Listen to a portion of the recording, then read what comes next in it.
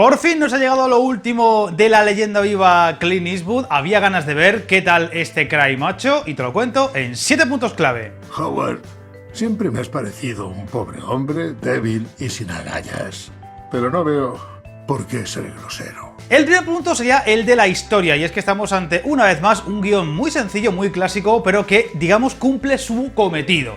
Es una historia sencilla, que se degusta con mucha facilidad, se digiere con mucha facilidad, con un tono muy amable, muy Clint Eastwood en los últimos tiempos, siempre colándonos algún temilla por debajo que siempre está interesante y siempre está bien, y que básicamente nos cuenta la historia de un veterano del rodeo, un macho auténtico, que va a recibir la misión de un amigo suyo, al que le debe de alguna forma un favor por un pasado en el que él le ayudó a intentar traer de vuelta a un hijo que, digamos, pues está un poco perdido en la vida y que encima está al otro lado de la frontera, nada menos que en México. Así que el protagonista cruzará la frontera para traerse a ese chaval de 13 años, problemático, conflictivo, con un gallo de por medio que va a dar mucho juego a la película y, pues evidentemente, como entenderéis, tendrán muchos problemas, ya que no va a ser un viaje fácil ni con el chaval ni lo que le rodea, porque es un mundo complicadete y donde la madre, para empezar, no es precisamente una joya. Peligros, problemas y, por supuesto, mucha historia moral de por medio que hacen que sea una película amable, muy fácil de ver, porque además no llega a la hora y 40. Mi hijo, Rafael, está en apuros y quiero sacarlo de México. ¿Quieres que vaya allí y lo secuestre? Es difícil de definir el género de esta película, ya es que básicamente sería una especie de drama con un poquito de road movie, también un tono western que le viene muy bien a ratos, pero también una historia de familia, búsqueda de identidad y, como ya ha hecho en otras películas, el bueno de Eastwood,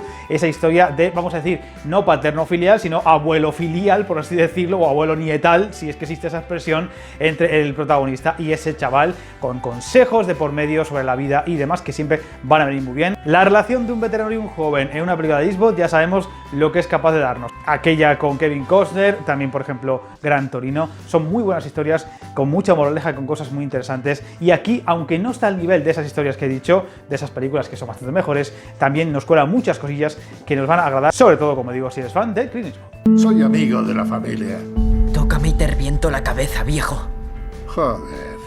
Porque es una película muy de Clint Eastwood, y lo subrayo porque vamos a encontrar la típica música de pianito que encontramos en muchas de sus historias y que le viene muy bien, es muy sencillita pero acompaña muy bien a la película. Incluso aquí vamos a encontrar un tema musical latino o español muy conocido también que va a acompañar a una historia de amor que va de por medio. No quiero contar spoilers, aunque en el trailer se deja un poquito claro lo que va a ocurrir, y por supuesto, como suele ocurrir con la mayoría de sus películas, dentro de ese tono amable que va a tener en gran parte de la cinta, nos va a colar algunas cositas de humor, un tono relajado por aquí y por allá, pero cuando tiene que colarnos el discurso que quiere colarnos, nos lo hace y como nadie. Y aquí también vamos a encontrarlo. Es cierto que no vamos a tener ese discurso potente que, por ejemplo, vamos a encontrar en el Gran Torino, que es un ejemplo muy parecido, incluso hasta el chaval se parece en algunos rasgos, en algunos detalles, pero ahí en Gran Torino había un discurso muy claro sobre, por ejemplo, la violencia o sobre la inmigración. Aquí no hay nada, digamos, grandilocuente, pero aún así se pueden coger muchas lecturas interesantes que además estarán siempre de actualidad, aunque la película curiosamente transcurre en el año 80, por tanto, pues bueno, hay cosas que a lo mejor parece que no están para estos tiempos, pero que sigue estando presente. Súbete detrás. Nos vamos cuando yo lo diga, ¿vale?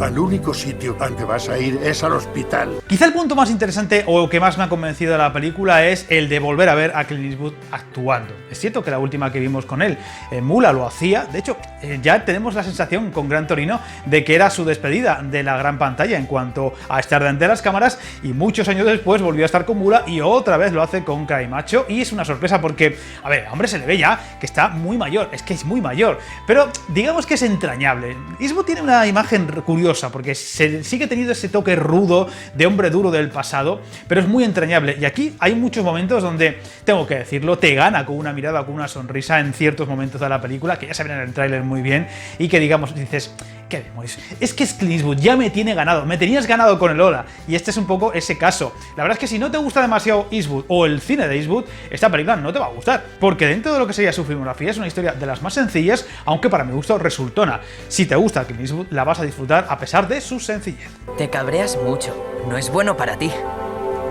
Y es que sí, uno de los rasgos de la película claramente está en que es ante todo un título de piloto automático. Es muy reconocible cuando Eastwood, digamos, que se lo toma como, vamos a decir, unas vacaciones. ¿Qué demonios? Voy a rodar una película, pero con piloto automático, y aún así El tipo es tan buen director que va a tener muchas cosas, señas de identidad por supuesto suyas, pero muchos detalles que dices, joder, si es que el tipo sabe mucho esto del cine, en momentos muy ocasionales, historias del pasado, cómo te cuenta un poco el drama que puede haber detrás del personaje según avanza la película, esto lo hace muy bien en la mayoría de sus títulos, y por supuesto ese toque de buen cineasta que va a tener en ciertos momentos, pues por ejemplo con el uso de la escala, con ciertos momentos de tensión o de, vamos a decir, dramatismo.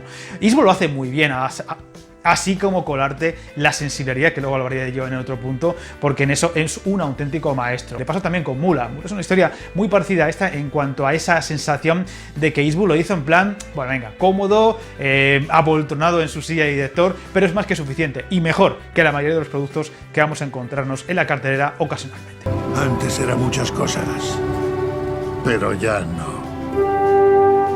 Y posiblemente es la palabra que más se oiga con esta película y con muchas de las películas especialmente últimas de Eastwood, es esa idea de que es un cine sensible o incluso sensiblero, que es una especie de expresión más despectiva de algo sensible. Pero ojo, sensible sí, pero no ñoña. No es una película ñoña, no es una película recargada, no es una película, no es una historia que te haga pensar, madre mía, te estás pasando 3 pueblos. No es un título Disney o digamos de tarde, de película de tarde de Antena 3, de fin de semana, donde esa ñoñería, si existe la palabra, está más que presente.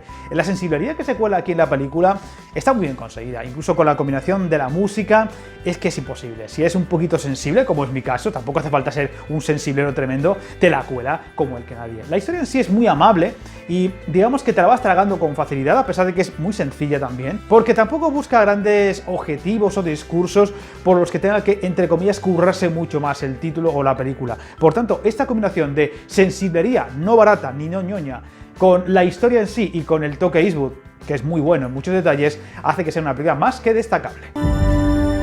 Como todo en la vida, te crees que tienes todas las respuestas. Y el último punto es para destacar que, aunque estamos ante una película de Eastwood bastante correcta, no es ni de lejos uno de sus mejores trabajos. Es uno de sus trabajos, vamos a decir, de término medio. Es decir, si le tuviéramos que comparar en un ranking, seguramente no estaría en el top 10 para casi nadie y le costaría estar en el top 15, pero aún así el término medio de Eastwood, ya lo he dicho, es muy bueno, suficientemente bueno para destacarla y para disfrutarla. Además, como se pasa volando, porque aunque la historia es muy sencilla, se pasa volando, te la tragas sin problema. Eso sí, he hecho en falta que quizá hubiera sido un poquito más valiente en alguna cosa o el discurso hubiera sido un poquito más potente.